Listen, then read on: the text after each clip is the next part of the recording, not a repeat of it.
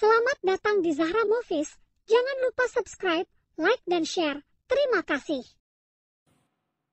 Setelah aku pikir-pikir, sepertinya kau memang tidak seharusnya mati sekarang.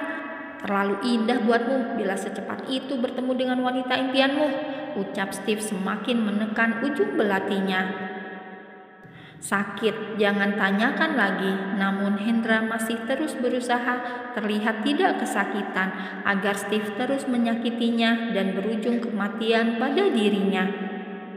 Bagaimana kalau kau mengenang dulu masa-masa saat kamu dan ayahku mencintai satu perempuan yang sama? Bayangkan saat dimana kamu dicampakkan dan dibuang begitu saja oleh perempuan itu. Dan sekarang kau bersusah payah ingin segera menyusulnya. Hahaha, bagaimana kalau ternyata dia di sana sudah bersatu dengan ayahku? Mengingat ayahku menikahi ibuku karena jebakan. Bagaimana? Tanya Steve dengan senyum semirik di wajahnya.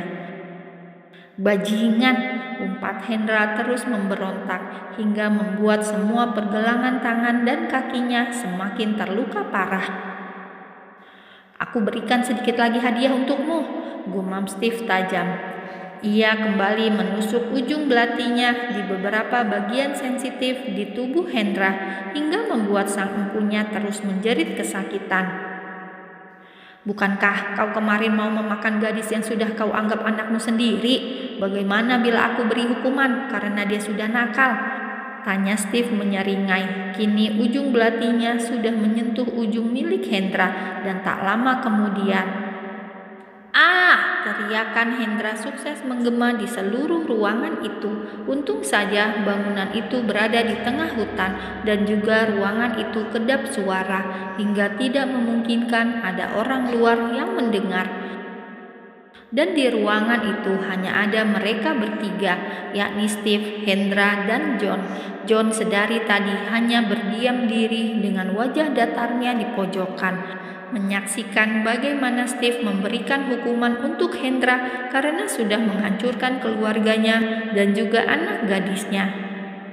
John, apakah kau tak ingin memotongnya? Potonglah, lalu berikan pada Pusi, ujar Steve mengulurkan belatinya pada John dengan senyum yang mengerikan.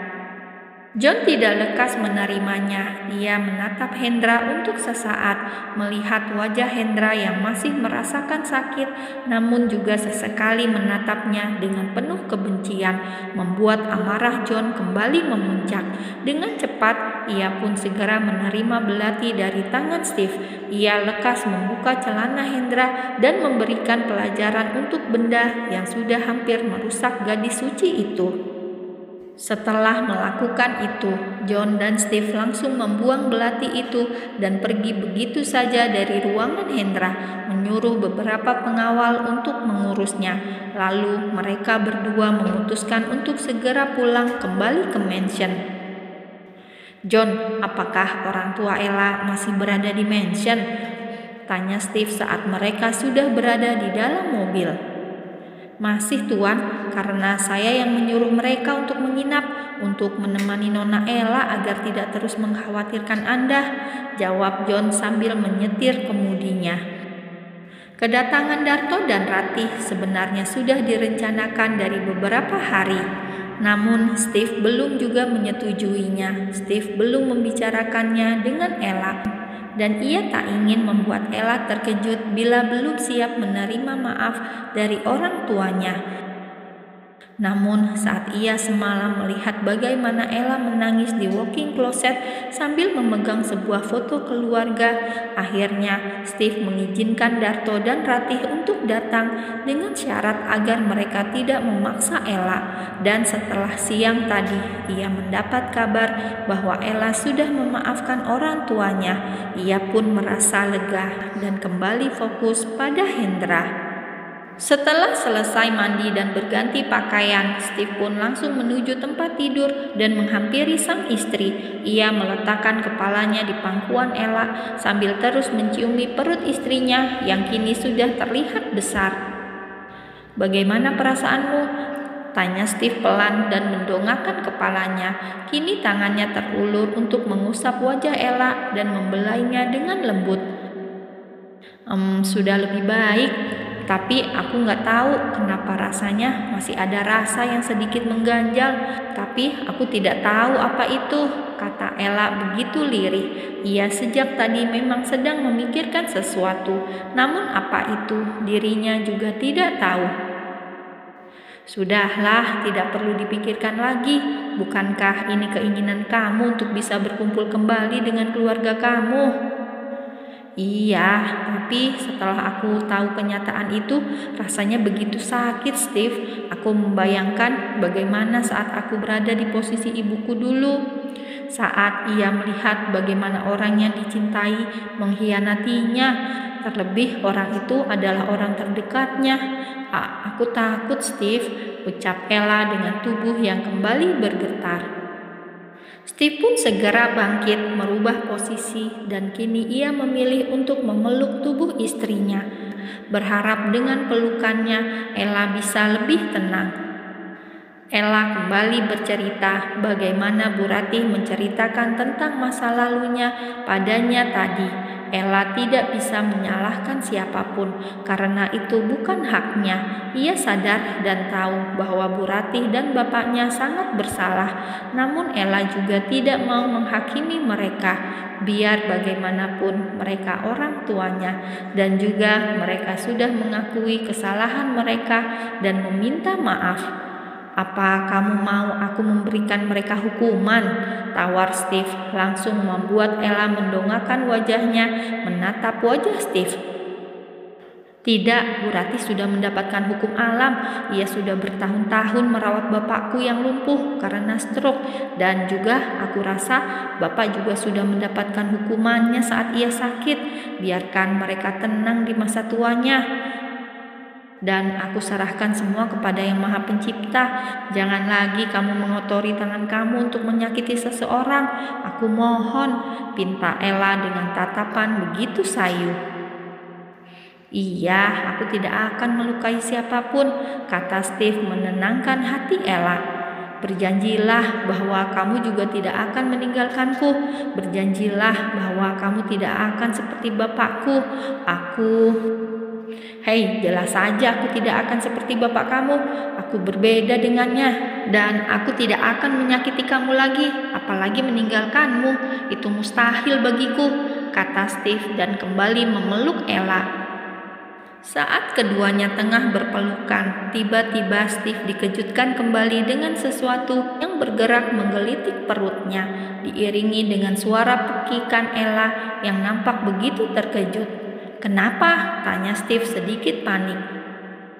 Kak, kamu merasakannya? Tanya Ella dengan tatapan tak percaya. Merasakan apa? Tangan kamu? Iya, aku merasakan, jawab Steve yang masih belum mengerti.